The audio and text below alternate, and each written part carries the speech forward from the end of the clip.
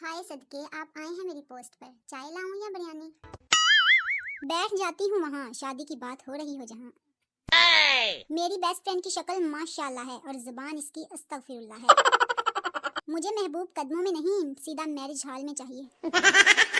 सोच रही हूँ शादी का दफ्तर खोल लूं, अपनी तो हो नहीं रही, दूसरों की ही करवा दूं। सब लड़कियों के दूल्हे घोड़े पर आते हैं, मेरे वाला लगता है कछुए पर बैठा है, पहुंच नहीं रहा।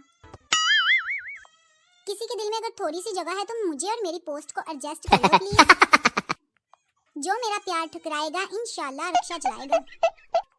जो मजा बच्चों का सीरियल खाने में है ना, वो दुनिया की किसी चीज में नहीं। बस एक बार बिना रोए बहस करना सीख जाऊं, फिर एक एक को देख लेना है मुझे।